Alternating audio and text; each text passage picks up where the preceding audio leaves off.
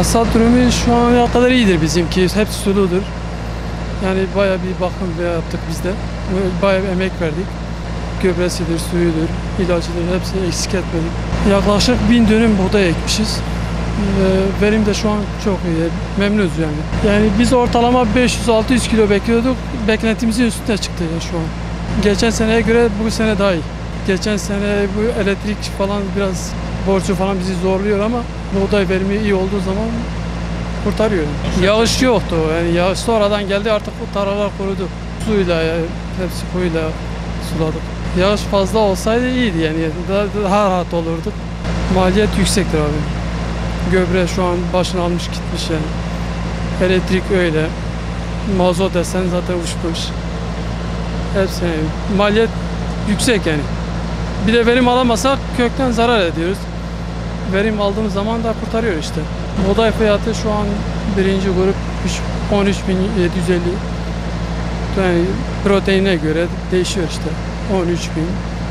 Tüccarlar 12.000, 12-12,5'tan alıyor. Valla hasat dönemi bu sene kuraklıktan dolayı zaten kuru alanlarda herhangi bir hasat yok zaten.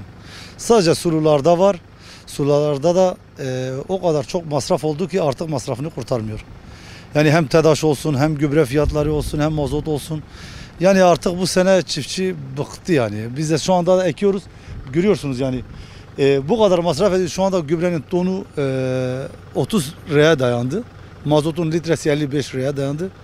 Ve artı devlet destek veriyoruz diyor ama o desteği tamamıyla TEDAŞ'a aktarıyor. Şu anda benim pamuk desteğim geldi. Bir kuruş alamadım. Hepsini TEDAŞ aldı. Ve şu anda da hiçbir masrafımızı yapamıyoruz. Şu anda buğdayımızı biçtiğimiz gibi hemen tüccara satmaya çalışıyoruz ki bu diğerinin masrafını yapalım. Ama maalesef yapamıyoruz yani. Şu anda da mısır ekiyorum. Mısırın geçen sene torbayla mısır alıyoruz. Mesela geçen sene mısır torbası 3,5-4 liraydı. Bu sene 6-6,5 liraya çıkmış. Mısırın şu anda kilogram fiyatı 12 liradır. Bizim mısırımız çıktığı anda bu mısır otomatikman 6-7 liraya düşecek. Yani biz onu biliyoruz yani. Ama köyde başka yapacak işimiz olmadığı için mecburen biz bu döngüyü döndürüyoruz. Zannetmiyorum. Geçen sene maliyetlerin altında kaldık. Bu sene genelde öyle olacak herhalde. Yani kendimiz artık başka bir iş yapamadığımız için bu işe devam ediyoruz. Yoksa inan ki bırakacaktık bu işi. Beklentimiz devletin bu ele bir el atması bu işe. Hem gübre, hem mazot, hem de TEDAŞ. Üçünü de bize çok fazla yükü var. Yani beklentimiz odur. Buğday fiyatları zaten belli, devlet açıkladı. Yani normalde bunun zaten maliyetidir buğday fiyatı. Yani şu anda hesaplasak yani gübresi, mazotu, ilacıdır, tohumudur, şeyidir. Yani bunu hesaplasak açıkladıkları fiyat başa baştır. Yani herhangi bir kar ortada yok, gözükmüyor ya zaten. Zaten verim de düşük oldu mu kökten gidiyor.